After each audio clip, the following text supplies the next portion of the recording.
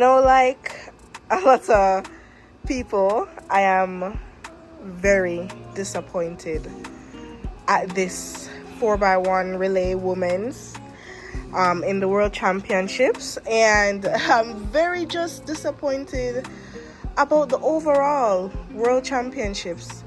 And I think I speak for a lot of people, but I just want to know your perspective on that. I kind of chill out this because I'm kind of disappointed in the 4x1s also. I think, to be honest, to be fair, the Jamaicans fielded the best 4 men they had for the 4x1. I don't think they could have found, apart from maybe Broadbell, because he has speed, and I don't think he's trained with the guys or anything, so that is the only person I think they could have thought about. But I think they fielded the best team. For the women, I don't think the best team went to the finals. There's no way that you should have taken out Elaine out of that 4x1 for me.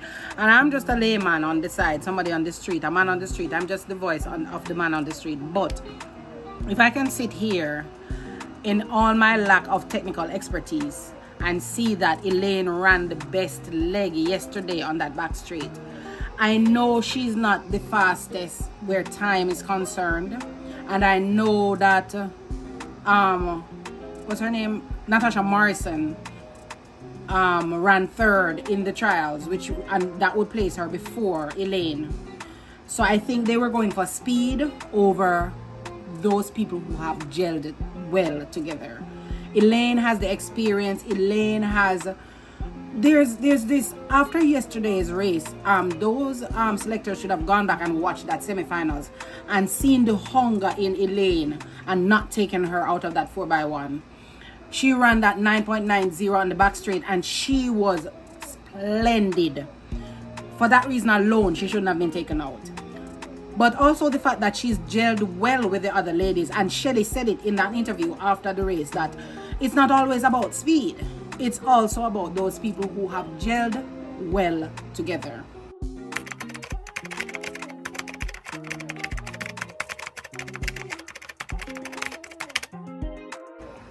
What America had over Jamaica, plain and simple, was gel.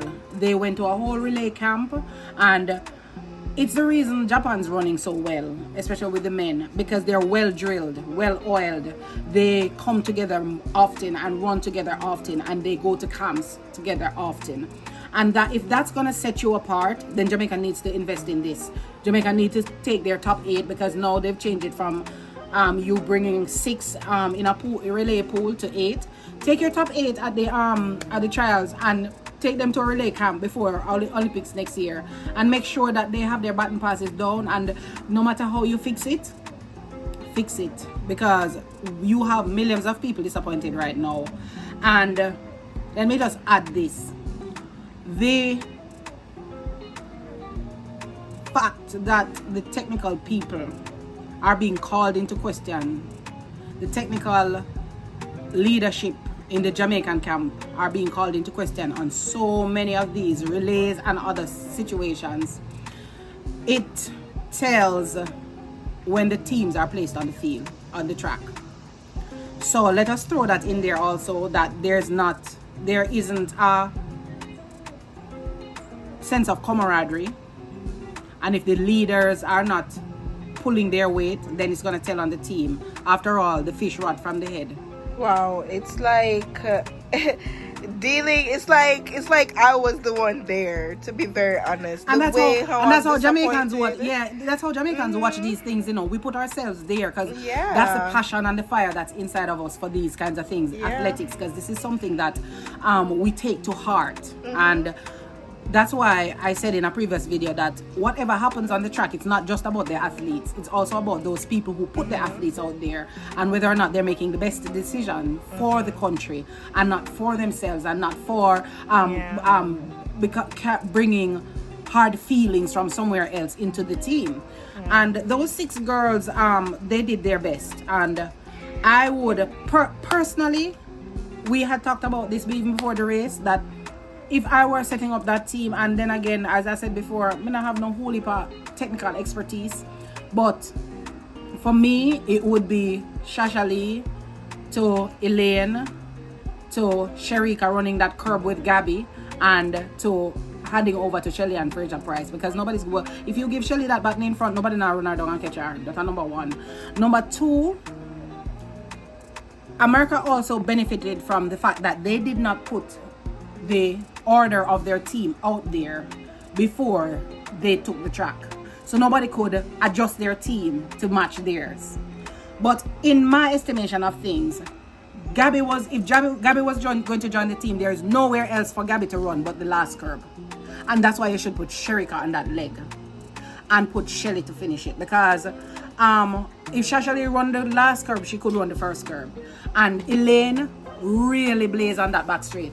Elaine has that expertise of running on these relay teams over time, and I think those days are gone where Elaine would make her mistake and run left the button and all them kind of things. Elaine's done that already, past, gone. She is this girl who ran in the semifinals. So like I said, I think that's where we lost the race, and we also lost the race in that we didn't do like a camp for these girls, and America got the edge in that way. And kudos to the Americans for doing it too, because guess what, I think it should light a fire not just in the athletes but also in the Jamaican people, and also with the technical people who are making these decisions.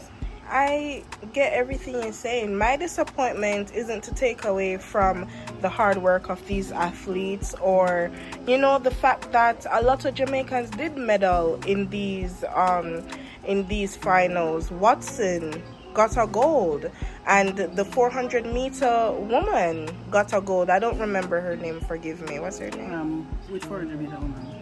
The hurdles? No, the 100-meter hurdles. Oh, 100-meter hurdles. Yes, sorry, people. I'm not well versed in track and field. I just love watching it. So, yeah, she got gold. So it's definitely not to take away from these athletes at all. It's just very disappointing, especially coming from how we normally are in track and field. The men, for instance, now we're no longer in an era where it's Tyson Gay, who is a American athlete, Justin Gatlin, Usain Bolt, Asafa Powell, Johan Blake. Now we're in an era where it's no longer these men who made the event so entertaining True. and interesting, and we just don't have that. Well, personally, I feel we don't have the men like we used to. Yeah. What do you think about that? I think every country who is good at anything, they go through a lull where maybe they're not producing the same caliber of athletes. And definitely anywhere a person like Usain Bolt serves or does anything he does, when he's absent, there's going to be a gap. There's going to be a slot open there that not very many can fill. Because even with the hype around Noah Lyles, I don't think he fills the shoes of a Usain Bolt. However, I think the crater that was created by him leaving, him retiring, and Asafa retiring, and Blake not being his best anymore, I think our men are not transitioning to the senior level as readily and as well as they should. There is a plethora, an embarrassment of riches where talent is concerned coming out of voice jams, people breaking records, people doing well, but the transition to the senior level is, I think, has been our problem over a period of time, because men and their egos don't come over thinking, okay, I've done well at this level, but that is not that doesn't automatically translate to a senior level. They don't come over thinking that. It's for the very same reason that Stephen Francis says he prefers to coach the diamond in the rough. He prefers to coach somebody who is not a champ star, who hasn't made a name at champs, who hasn't broken champs records, because those people come into his camp, the champ stars come into the camp thinking, I already know, I am already a star, you can't tell me to change this, to tweak that, you can't tell me to wait to be a star in the senior league, because I already know. And that's why he said he prefers to train the diamond in the rough, the people who were not champ star. And I think it's a psychological thing, transitioning from junior to senior. You have to have that psychology that allows you to lose and wait. A lot of our men are coming out are not like that. They're not willing to wait. They're not willing to put in 2 years of work without reaping a star level accolade. They're not willing to change what they used to do that made them run 10-4. And you're saying, okay, but if you want to run 9-7, you got to change that. I got to break you down and build you back up to run at a senior level, because your body's different and stuff like that. They're not psychologically prepared to lose, to be at the bottom of the pile, to wait for 2 years, a year and a half, 3 years. A lot of women had to wait that time. Sherika Jackson was a 400-meter star at champs, ran 1, 2, 3, 1, 2, 4, 4x1, 4x4. She did everything, and she still had to wait to transition till it was till your body, till your mind, till you were ready to do that. Shirley Fraser Price used to finish way behind stars like Anisha McLaughlin at champs. I don't think this generation of Jamaican track fans know who Anisha McLaughlin is anymore, but you definitely know who Shirley Fraser Price is, because when Stephen Francis got Shirley, she knew I can be somebody. But she didn't think, I'm a star, so don't tell me what to do and don't tell me to wait. Elaine, same thing. Elaine was no champ star, never went to Carifta, never went to World Juniors. Had to wait behind Shelley, had to learn from Shelley, had to wait her turn till she was ready. And when she was ready, she was ready. But I think it's mainly psychological, and that's why these young men are not translating to the senior level like at the pace that we'd want them to. I get that. But I think my bias though just stand up very tall right now. So it's gonna take me a little time and I'm pretty sure other people probably feel this way as well. Yeah, and I'm just, the Olympics is coming up next year, and as I said to you earlier, after this disappointment of this relay, the men and the women, for me at least, I know you're looking on the positive side, but I'm just like, listen, Jamaica better come next year to sweep those events in the Olympics. And I'm not saying it to put pressure or to, but when you have pride in your country, or when you have pride just in the love that you have for track and field on a whole, I want both Jamaica and America to come with the real competition of entertainment, because this year it just felt like America felt like America didn't really have much of a competition. It felt like they were more prepared. But I know that most people are disappointed, and I am disappointed, but it's just that I take a lot. I'm comforted by the things I take very important, very seriously. One, we have been spoiled. We have been spoiled by the number of medals and the quality and the caliber of medals that we've been winning since 2008. Beijing. And we've gone up to that place where we're expecting gold in the 100 man and woman. We're expecting definitely gold in 4x1s. But remember that the strength it takes to get there as the defending champion, everybody else are coming at you, and they're training as hard or not harder than you to come and get you and topple you off that place. And remember who we're battling for these medals. It's not like we're battling Caribbean people. We are people the size of Jamaica. We are Jamaica is a country of 2.8 million people, not even 3 million people. And if you're gonna, let's round it up significantly to 3 million people, you're battling juggernauts like the USA who have 300 million people plus. America's smallest state is bigger, much bigger than Jamaica. And so they're coming there with their world power resources and world power population to choose from. And this little place and when I say resources, I'm not even talking only about the caliber of people that they can pull from their 300 million people. I'm talking about the fact that every high school in America has their own mini stadium, good tracks to run on, sponsorship for track teams in high school by Nike and Adidas, and they're getting the good spikes to run in from them idea them knee, and them go junior Olympics of America from them idea them knee, and I get these good caliber things to enjoy. That's what I'm talking about when I say resources. And we're battling the juggernauts of the UK and France and Spain. These are huge places with huge resources pumping into their athletes.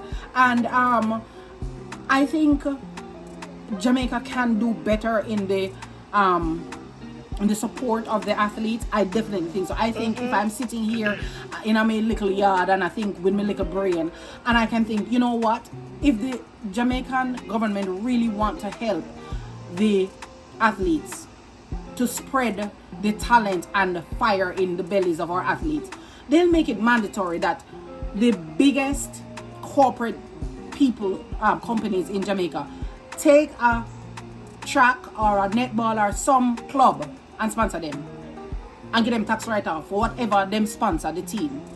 Take Elite track club, Grace take Elite, Digicel take MVP, and so these athletes coming from high school have somewhere to go, have an education to count on, and they pay attention to the track and field like the American athletes get to do from them come out of high school. Once them run a good time, somebody running with a sponsorship, and that's their job. They no longer have to go battle in a college for run a good time and for battle the college scene and all of that. All of that takes shape in them at an early stage. Jamaica should do that. Jamaica should ensure that these athletes coming out of high school are matriculating well into colleges mainly in Jamaica, so that them stay in them yard and eat them good food and take them good tonic and all of that, so them not have to go America, go deal with the cold and the distance and the severe heat and the this and the that, and not to mention that they run a family, so that of course that's going to take away from you. These are things that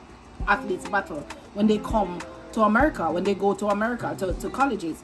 But Jamaica can do better where it comes to resources. We just have to want to do better. Make all corporate giants choose one team and choose one track club and sponsor for the year, and you give them a tax write-off on that. That can work, and these people will. I remember this store that Jamaica had that was homeless for a time, and now she teaches at Hyde, but she was homeless and she had represented Jamaica many times before that. So it's these kinds of things that's going to make a difference in our going forward. What I think for the Olympics coming up, Jamaica is never going to fall back on representation. Yeah, I think I'm pretty excited to see these young'uns come up. That's if they, do well in the trials and stuff like that. But I want them to do well. Like, I'm really excited to see who really shows face, like Alana Reed, the Clayton twins, Bawaji, Daly. I'm excited to see all of these young'uns really show their talent. Yeah. We normally expect the young people to wait their turn. That's not happening anymore. Young people are kicking the door down and they're showing you and telling you and turning up because they're ready for their time in the spotlight. So it is no secret that Jamaica has a an embarrassment of riches when it comes to the women sprinters in the country. Alana Reid, of course, and Brianna Liston, Brianna Williams, the Clayton twins. These are people who can and will step up at their time. And like Stephen Francis told you, though, with the Clayton twins, don't expect no miracles. Don't expect them to come this year. But then again, he's that guy who says, don't look, but if you know him well, you look, because he always has a diamond in the rough. He always has a rabbit in the hat that he's going to pull out and shove at us and say, and we're going to say, wait, who's that? How come I didn't know her? How come I didn't know him? How come I've never seen him before? He always has that rabbit in his hat. And so I'm always looking to Stephen Francis to give me something, for somebody to show up from his camp to say, yeah, here I am. I'm ready for the spotlight. Just like Watson showed up this year. I'm looking for that. For those kinds of things. And the young people, I'm looking out specifically. I'm gonna call her name because I'm looking out for Karika Hill. That little girl, I'm telling you, even though she's a beast over the hurdles, don't sleep on her being a 100-meter runner either. She is good at that. So it depends on what they decide to do with her at elite. But yeah, I'm looking out for her also. DeAndre Daly, Boaji. I don't remember that guy's name. He went to Petersfield. Sanjay Davidson, and the guy from Edwin Allen. I remember his name now. Brian Lovell. There you go. Yeah, these guys. Listen, that's an elite 4x1 team, and I'm looking for people to be, because that makes it, though with those 4 and the 4 that are here right now, it's gonna be stiff competition. Kedron Golson from GC Foster. It's gonna be stiff competition come next year for those Olympic spots, and the rivalry can only enhance the times, the running, the consistency. The rivalry can only enhance that, because Civil's not gonna be giving up. Akeem Blake's not gonna be giving up. Ryan Ford looks spectacular this year. I like the way he ran in that 4x1.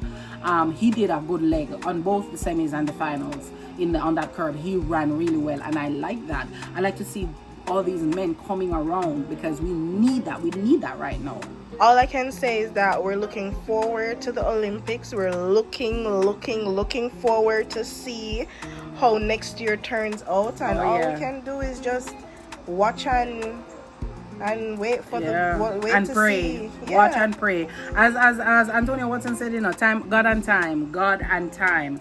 Everybody will come good at their time, and we just keep praying, because we're an island of churches and prayer, and God really has blessed that island. So we just need to continue in the vein that brought us to the top.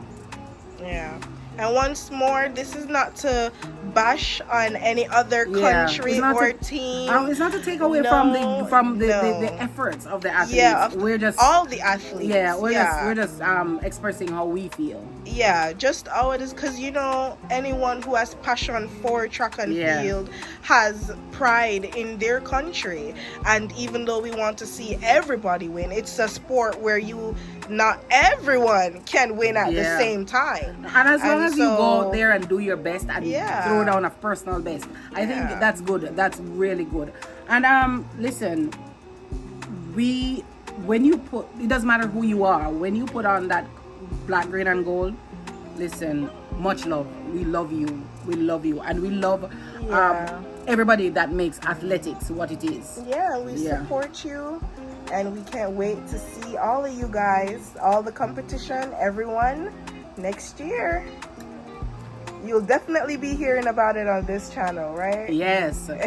We'll never stop talking about athletics on this channel, so join us here at all times. Every time we put out a video, so turn on your notification and hit the notification bell, and join us here as we talk about track and field. Everything track and field. Yeah, and if you guys have any suggestions or any type of videos that you would like to see, or any topic you'd want us to talk about, just drop us a line in the comment section. We pay attention. Just drop it in the comment section, and I'll see you next time. Comment, share, and subscribe. Oh, why you look so sad? Cause we know gold medal in a 4x1, man. Want to go sleep early tonight.